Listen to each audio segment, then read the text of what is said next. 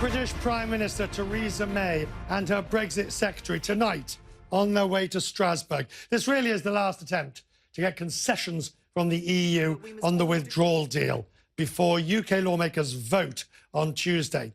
It's a vote the government's expected to lose, and the EU isn't budging on the important backstop point that we've talked about so often. So this is the roadmap for the week. I'm glad that you and I are together tonight so we can actually look at it, because it'll help me explain to you. And don't worry, don't get frightened. I'm not going to go into great laborious detail. I'll give you the overarching view. Tuesday, the vote on Theresa May's deal. If it passes, you leave with the deal. If it's no, if her deal is rejected, Wednesday, should there be a no deal Brexit? If there's yes, no deal. If there's no to that, Thursday, you end up on a vote on the extension. Should it be delayed? That's the way it looks. If there's a yes, delayed, no, probably. It's complicated, but it's a sort of route map that flows through and gives you an idea of exactly where this thing could end up. For instance, really the options are threefold. One, leave with a deal. Two, no deal Brexit. Three, delayed. Bianca is with me from Parliament. At the beginning of the week, of last week, or midweek, I was pretty sure that Theresa May was going to get this thing through, because she's basically blackmailing Brexiteers that a delay means no Brexit.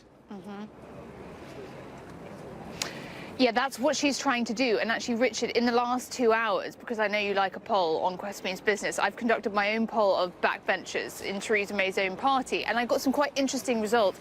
One or two MPs really surprised me, because these have been people that actually wrote letters of confidence against the Prime Minister, that are Brexiteers, that are fundamentally opposed to the withdrawal agreement, and they told me that they're very close to backing her deal just because they fear the alternative. However, I spoke to one or two, and I can quote one now, and he said to me, the mood of the party is now turning against the Prime Minister. I feel there will be definite moves against her as she is negotiated in a very poor way. So I do see a split. Some are being won over, but many are hardening in their stance against her. I do love all this criticism about the Prime Minister, as if somehow, you know, she was going for a walk in the park. This poor woman has had to negotiate an agreement against the European Union, with a Labour opposition wanting something completely different, and her own party undecided what they wanted.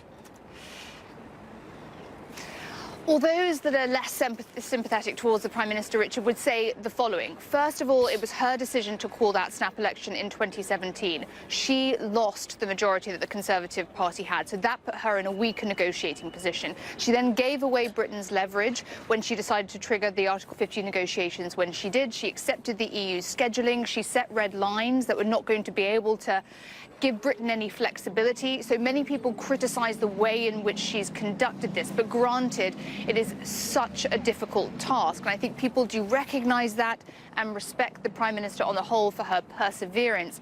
But for those people who are less sympathetic towards the Prime Minister, they have many reasons why they think that these negotiations could have gone much better.